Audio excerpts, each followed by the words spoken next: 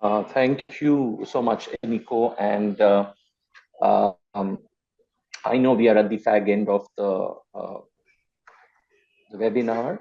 So I will be talking about exactly uh, Nishani mentioned as part of the charter, where one of these principles are about embracing leadership of local actors and communities. And our experience taking the first steps to work around climate change through children uh, is about amplifying community voices so that the community voices are heard. And these are from Sundarbans. This all known as the largest mangrove delta in the world, which straddles both India and Bangladesh. And like Luis was already mentioning, we are part of one of the projects called SAPPA, which means resolve. And I'll be talking about my experiences here. So next slide, please. Um, this is a little bit about Sundarbans. I know a lot of people here might already know about the challenges that the Sundarban areas are facing, but these are mostly about rising sea levels, a repeated number of incidents of cyclones. There was a time when we would actually have maybe one cyclone in 2 years. There are like 3 or 4 cyclonic events every year. Um, there is a lot of salt water intrusion, which is also not only a result of climate change, but I would say a little bit of man-made dams on the rivers, so that the traditional flow of the river Ganges cannot push the salt water back towards the sea. And of course, habitat loss with disappearing islands. Most of these are riverine islands. So a lot of these islands are disappearing under sea because of the rising sea levels, and people have to move. And obviously, there is a huge impact on livelihood. A lot of the areas in the Sundarbans had actually been, the vegetable bit for southern parts of Bengal, the eastern province in India, where you have Sundarbans, and for the city of Kolkata. So, but now all that is gone, and a lot of people therefore have been displaced. There is a lot of climate refugees who are coming into Kolkata and other cities of India. Of course, there is a lot of food insecurity, um, because you sometimes don't even, there are years where you cannot really cultivate the land at all. And I really don't have to emphasize the fact that whenever there is this sort of insecurity happening, there are gender vulnerabilities that have happened, families become unstable. But in the Sundarbans, there is a specific issue about child abandonment. A lot of families actually migrate. The parents migrate. There are more men than women, but there is a substantial amount of women who migrate, and the children are left to themselves or to their grandparents. And sometimes parents don't come back. Um, Children are abandoned. Children run away. There is a huge amount of trafficking. Sundarbans have become one of the major hubs for child trafficking in India because of this abandonment. And of course, as you realize, because of frequent disasters, there's a lot of disruption in education, not only in terms of the educational curriculum, but because schools are used for shelters for children and the communities. So schools cannot function for long times. Um, uh, there is a lot of issues around healthcare, and of course around protection services, as I was talking about abandonment, because these are lots of riverine islands which are really, really difficult to approach. And so the protection services sometimes cannot reach out to children. Next slide, please. Um, but our strategy, as I said, has been to collectivize adolescents, because not only because we believe that the adolescents' voice will have to be heard in terms of climate action, but also because of this huge amount of migration from Sundarban areas. The real actors, the real persons who really face a lot of problems there are the adolescents themselves. So there are formations of youth collectives where collectives come together every week to discuss different issues. We use sport, traditional India like kabaddi is used to get a lot of girls onto the playing field so they can start claiming public spaces.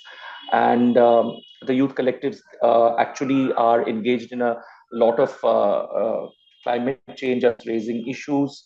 There are disaster drills that they are part of, and there is also local action around climate that they undertake, which includes things like risk assessments and mapping safe zones and building their own skills around first aid and evacuation.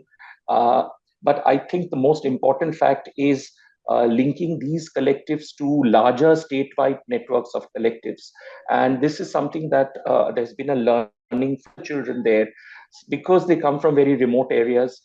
They have consistently said that even to have power in their local communities, they need to have affiliation with networks at the larger country and provincial level.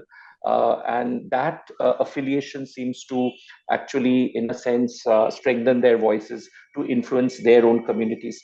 So this is something very important, where these collectives also take a lot of power from their affiliations to larger networks outside. Next slide, please. One of the, of course, hubs that we are trying to build on is as part of the community. You know how schools actually can be, the heartbeat of the communities, especially in these areas. In a traditional society like in India, school teachers are often looked up as influencers, and the schools often have enjoy a sort of moral authority, especially when it comes to activating for any transformative change.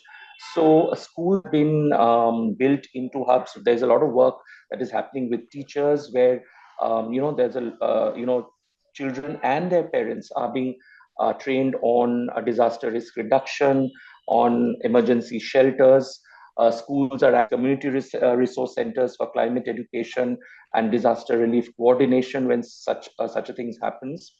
And also very important is that this the project that we are working on also is at the moment at the cusp of actually introducing and revising the school syllabus for children to include climate change as a very important and continuing content in their science and geography curriculum.